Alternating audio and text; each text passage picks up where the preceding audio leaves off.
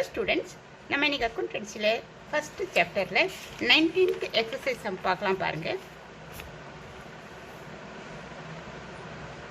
Arun carries on hardware business and does not keep his books on double entry basis. The following particulars have been extracted from his books.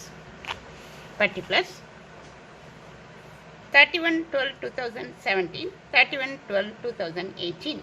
Land and building 2,40,000, 2,40,000. Stock in trade 1,20,000, 1,70,000. Debtors 40,000, 51,500. Creditors 50,000, 45,000. Cash at bank 30,000, 53,000.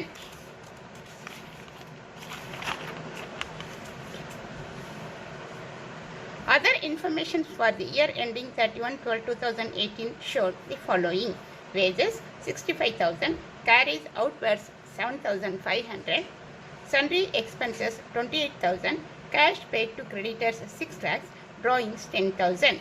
Total sales during the year were 7,70,000. Purchases returns during the year were rupees 30,000 and sales returns were rupees 25,000. Depreciate land and building by 5%, provide rupees 1,500 for doubtful debts. Prepare trading and profit and loss account for the year ending 31st December 2018 and balance sheet as on the date.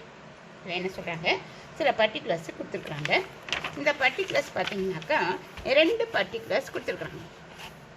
அதாவது 31/12/2017 ஒன்று, 31/12/2018 ஒன்று. நம்ம 18க்கு தான் நம்ம accounts தயார் பண்ண சொல்கிறாங்க. அப்படின்னா இது ஓப்பனிங் பேலன்ஸ் ஆஃப் 18. அதாவது 31/12/2017னா 17 லாஸ்ட் டேட்டு, 18 ஃபர்ஸ்ட் டேட்டுன்னு அர்த்தம். இது ஓப்பனிங் பேலன்ஸ், இது க்ளோசிங் பேலன்ஸ் ஆஃப் 2018. இப்போ இதில் பர்டிகுலர்ஸ் கொடுத்துருக்காங்க. அசெட் லைபிலிட்டி கொடுத்துருக்குறாங்க. இது ஓப்பனிங் பேலன்ஸு, இது க்ளோசிங் பேலன்ஸு கொடுத்துருக்குறாங்க. இந்த சம்மை பொறுத்த வரைக்கும் நமக்கு 2 இன்ஃபர்மேஷன் இல்லை. அது என்னன்னு கேட்டிங்கனாக்கா பாருங்கள், சேல்ஸ் கொடுத்துட்டாங்க, டோட்டல் சேல்ஸு கொடுத்துட்டாங்க.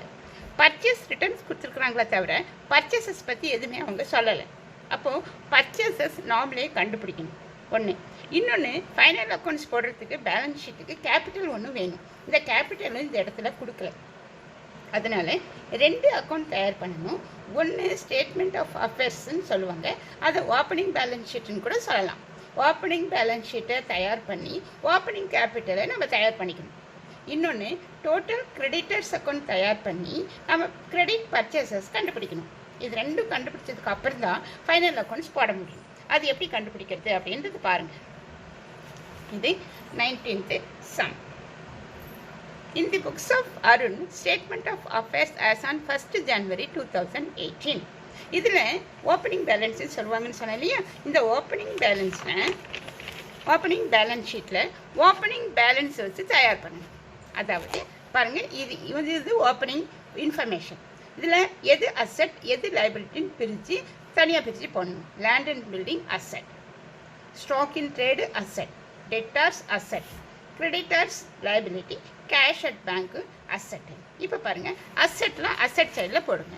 இந்த அசெட் பாருங்கள், land and building 2,40,000, stock in trade 1,20,000, debtors 40,000, cash at bank 30,000. அசெட்டில் ஒரு பக்கம் வந்துருச்சு. கிரெடிட்டர்ஸ் லைபிலிட்டிஸ் தான் போடணும்னு சொன்னேன். லைபிலிட்டிஸில் கிரெடிட்டர்ஸு 50,000 கொடுத்துருக்குறேன். 50,000 கிரெடிட்டர்ஸில் போட்டுருங்க. இப்போ 2 நம்ம பேலன்ஸ் பண்ணணும். இந்த பக்கம் கூட்டினா நமக்கு 4,30,000 வருது. அதுலேருந்து இந்த 50,000 நீங்கள் லெஸ் பண்ணிங்கன்னா உங்களுக்கு வர்றது 3,80,000. 3,80,000 தான் ஓப்பனிங் கேபிட்டல். ஓப்பனிங் பேலன்ஸ் ஷீட்டில் வர answer opening capital. 3,80,000 opening capital நம்ம கண்டுபிடிச்சோம். சரி, அடுத்தது நம்ம பர்ச்சேசஸ்ன்னு சொன்னேன். கிரெடிட் பர்ச்சேசஸ் நம்ம தயார் பண்ணணும்.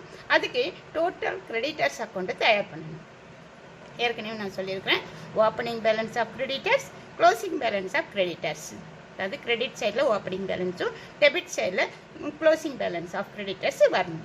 இது போட்டுருங்க. பாருங்கள், ஓப்பனிங் பேலன்ஸ் ஆஃப் கிரெடிட்டர்ஸ் எது அப்படின்னா 50,000, அதுதான் இது. க்ளோசிங் பேலன்ஸு 45,000 இந்த பக்கம் வந்துடணும். அதோட paid to creditors, paid to creditors இங்கே கொடுத்துருக்குறாங்க பாருங்கள். cash paid to creditors, cash paid to creditors 6 lakhs. அது இங்கே போட்டுருணும். டெபிட்டில் கேஷ்ன்னு போட்டு ப்ராக்கெட்டில் பெய்ட் டு கிரெடிட்டர்ஸ் அப்படின்ட்டு 6,60,000 கேஷ் போட்டுருங்க. அடுத்தது பர்ச்சேசஸ் ரிட்டர்ன்ஸ்னு ஒன்று கொடுத்துருக்குறாங்க பாருங்கள். இங்கே purchases returns during the year were ₹30,000. Purchases returns வந்து இங்கே டெபிட்டில் தான் போடணும். பர்ச்சேசஸ் ரிட்டர்ன் 30,000 போடணும். இப்போ பாருங்கள், opening balance of creditors, closing balance of creditors. Next cash paid to creditors, purchases returns இது டெபிட்டில் வரணும். இப்போ நீங்கள் டோட்டல் பண்ணணும். டோட்டல் பண்ணிங்கன்னா உங்களுக்கு இந்த பக்கம் கூட்டினீங்கன்னா 6,75,000 6,75,000. இந்த 6,75,000லேருந்து இந்த 50,000 லெஸ் பண்ணியிருக்கோம். இந்த 50,000 லெஸ் பண்ணிங்கன்னா உங்களுக்கு 6,25,000 பேலன்ஸ் வரும். அது பாருங்கள், இங்கே இந்த பக்கம் தான் உங்களுக்கு பேலன்ஸ் வருது. இது கிரெடிட் பர்ச்சேஸஸ் 6,25,000 ஆட் பண்ணிங்கன்னா 6,75,000 வருது. அதில் இந்த 50,000 லெஸ் பண்ணிங்கன்னா 6,25,000 வருது. இந்த 6,25,000 கிரெடிட்டில் வர்ற பேலன்ஸு. இது கிரெடிட் பர்ச்சேஸஸ், இது பேலன்சிங் ஃபிகர். சரி, இப்போ நம்ம ஃபைனல் அக்கௌண்ட்ஸ் தயார் பண்ணணும். ஃபைனல் அக்கௌண்ட்ஸ் தயார் பண்ணுறதுக்கு நான் என்ன செய்யணுன்னாக்கா பாருங்கள், trading and profit and loss account for the year ended 31st December 2018. இதில் ஓப்பனிங் பேலன்சஸ், 2 பர்ச்சேசஸ், 2 பர்ச்சேசஸும் பண்ணணும். Credit purchases, cash purchases, credit purchases. இதில் கேஷ் பர்ச்சேசஸ் எதுவுமே இல்லை. கிரெடிட் பர்ச்சேசஸ் மட்டும்தான் நாமளே கண்டுபிடிச்சிருக்கோம். அதுதான் இந்த கிரெடிட் பர்ச்சேசஸ். பாருங்கள், இங்கே இருக்குது 6,25,000. 6,25,000 இந்த கிரெடிட் பர்ச்சேஸ்லேருந்து பர்ச்சேசஸ் ரிட்டர்ன்ஸ்னு 30,000 இருக்கு இல்லையா, அந்த பர்ச்சேசஸ் ரிட்டர்ன்ஸை லெஸ் பண்ணிடணும். ஓப்பனிங் ஸ்டாக்கு போட்டுருங்க. ஓப்பனிங் ஸ்டாக்கு எதுன்னு கேட்டிங்கனாக்கா பாருங்கள், இந்த ஸ்டாக் இன் ட்ரேடில் இங்கே இருக்குது பார்த்தீங்களா ஓப்பனிங் ஸ்டாக்கு, அதுதான் நீங்கள் போடணும். 1,20,000 ஓப்பனிங் ஸ்டாக். 2 பர்ச்சேசஸில் cash purchases dash, credit purchases நாமளே கண்டுபிடிச்சி வச்சுருக்கிறோம் 6,25,000. அந்த 6,25,000 கிரெடிட் பர்ச்சேசஸ்ன்னு போட்டுருங்க. அதுலேருந்து பர்ச்சேசஸ் ரிட்டர்ன்ஸ் அவங்களே கொடுத்துருக்குறாங்க, அதை லெஸ் பண்ணிடணும். பர்ச்சேசஸ் ரிட்டர்ன்ஸ் வந்து 30,000 கொடுத்துருக்குறாங்க, அதை லெஸ் பண்ணிடணும். லெஸ் பண்ணிட்டு போட்டிங்கன்னா 5,95,000 வருது. அதுதான் பர்ச்சேசஸ். அடுத்தது வேஜஸ்ன்னு கொடுத்துருக்குறோம் பாருங்கள். இந்த வேஜஸும் நான் ட்ரேடிங் அக்கௌண்ட்டில் தான் போடணும். Opening stock, purchases, wages. இந்த பக்கம் வந்தீங்கன்னா சேல்ஸு. சேல்ஸு அவங்களே கொடுத்துட்டாங்க பாருங்கள். சேல்ஸு 7,70,000 கொடுத்துருக்குறாங்க. அதுலேருந்து சேல்ஸ் ரிட்டர்ன் ஒன்று கொடுத்துருக்குறாங்க, அதை லெஸ் பண்ணிடணும். லெஸ் பண்ணிவிட்டு 7,45,000 சேல்ஸ் வந்துடும். அடுத்தது க்ளோசிங் ஸ்டாக். இந்த ஓப்பனிங் ஸ்டாக் போட்ட மாதிரியே க்ளோசிங் ஸ்டாக்கு கொடுத்துருக்குறான் பாருங்கள். இந்த இதுதான் க்ளோசிங் ஸ்டாக். இந்த க்ளோசிங் ஸ்டாக்கு இது கிரெடிட் சைடில் போட்டுடணும். என்னென்னு பை க்ளோசிங் ஸ்டாக் அப்படின்னு 1,70,000 போட்டுருங்க. Opening stock, purchases minus purchases returns, 2 wages, sales minus sales returns by closing stock. Answer வந்து இந்த பக்கம் ஆட் பண்ணிங்கன்னா 9,15,000 வருது. 9,15,000லேருந்து இதெல்லாம் ஆட் பண்ணும்போது 7,80,000 வருது. அந்த வித்தியாசம் 1,35,000. இந்த பக்கம் உங்களுக்கு ஆன்சர் வருது. இந்த பக்கம் ஆன்சர் வந்துச்சுன்னா அது கிராஸ் ப்ராஃபிட். சப்போஸ் இந்த பக்கம் உங்களுக்கு ஆன்சர் வந்துச்சுன்னா கிராஸ் லாஸ். இந்த பக்கம் இப்போ வந்து நமக்கு ப்ராஃபிட் தான் வந்திருக்குது. அதனால அது ட்ரேடிங் அக்கௌண்ட்டில் வர்ற ஆன்சர் வந்து கிராஸ் ப்ராஃபிட். இது வந்து அப்படியே நீங்கள் ப்ராஃபிட் அண்ட் லாஸ் அக்கௌண்ட்டுக்கு எடுத்துகிட்டு போயிடணும். அதுதான் நான் இங்கே பண்ணியிருக்கேன் பாருங்கள். 2 பை கிராஸ் ப்ராஃபிட் அப்படின்ட்டு 1,35,000 நீங்கள் கொண்டு வந்துடணும். இதுவும் கிரெடிட்டு, இது டெபிட்டு. சரி, அடுத்தது பாருங்கள், இங்கே என்னென்ன போடணும் அப்படின்னாக்கா வேஜஸ்ஸு நம்ம வந்து ட்ரேடிங் அக்கௌண்ட்டில் போட்டோம். அடுத்தது கேரேஜ் அவுட்வேர்ட். கேரேஜ் அவுட்வேர்ட் வந்து நம்ம ப்ராஃபிட் அண்ட் லாஸ் அக்கௌண்ட்டில் போடணும்.